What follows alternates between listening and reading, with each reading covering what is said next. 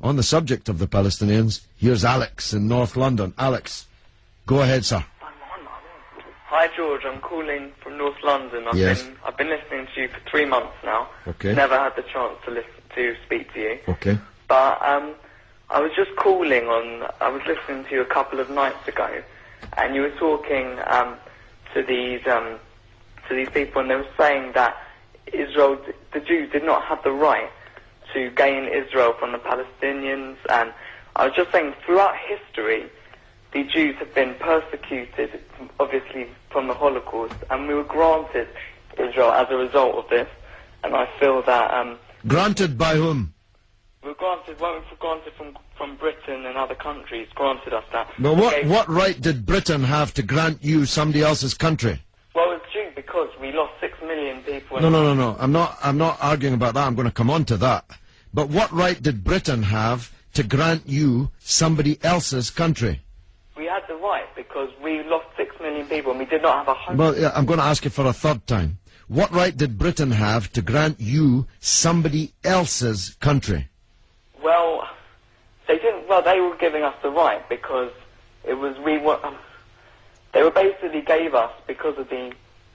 But they gave you somebody else's country. That's the point I'm making, Alex. Can you deal with it? Yeah, but the Jews have had to have also had to.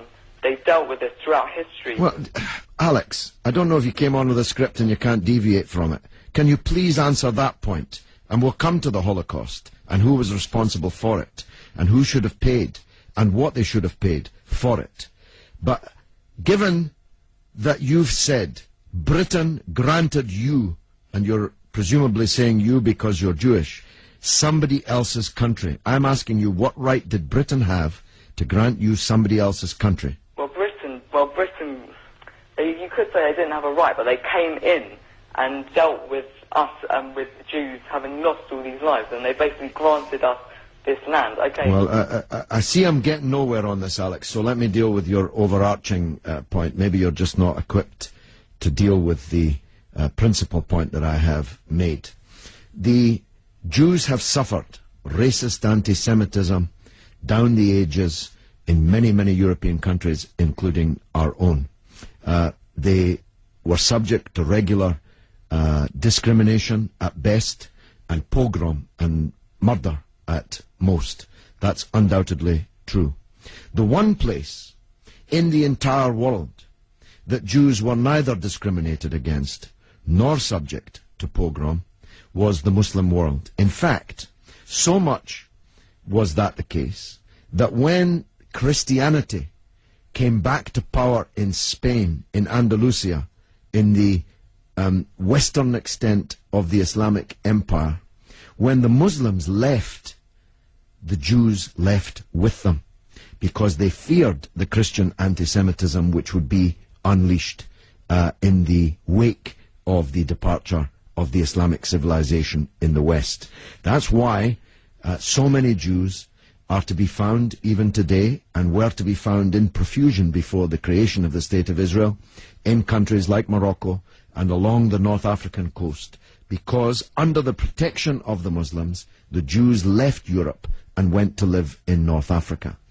The Palestine that was wiped off the map when Britain granted you somebody else's country had Jews living side by side with Christians and Muslims for century upon century without the slightest trace of discrimination or violence or pogrom. So, what's happened is that Christian anti-Semitism in Europe, which massacred 6 million Jews in the greatest crime in human history, was paid for not by the Christian countries of Europe that either practiced or turned a blind eye to that anti-Semitism, but was paid by the very people who were completely innocent of that Holocaust, who had never persecuted the Jews, who had never pogromed the Jews. And that seems to me to add insult to the injury suffered by a people whose country was wiped off the map, who were dispersed into exile, to make way for a Zionist idea which was granted to European Jews, because these were the first settlers, granted to European Jews by Britain. And as you have singularly failed, 4 times I asked you, to acknowledge that Britain had no right to give away somebody else's country, one country given to a second people, the land that actually belonged to a third people, it seems to me an all-round injustice, don't you think, Alex? Yeah, I agree that they didn't so much have the right, but they were stepping in after the Holocaust to grant it to the Jews. But it was long before the Holocaust that Britain stepped in. Britain stepped in 1917 with the Balfour Declaration made by the British Minister Balfour on our behalf to a group of atheistic Zionist Jews. I make the point about atheism because it's now claimed that this is some biblical land right, as if God was an estate agent. The men to whom Israel was promised were atheistic Jews. They were not only not speaking for all Jews, they represented at that time in 1917 a tiny proportion of the world's Jews. Most of the world's Jews supported communist or socialist parties and ideas at that time.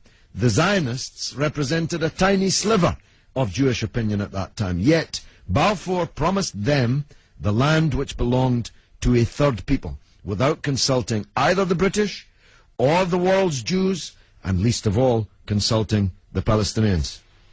Okay, well, thanks very much for talking. Okay, Alex, thanks for listening, my friend.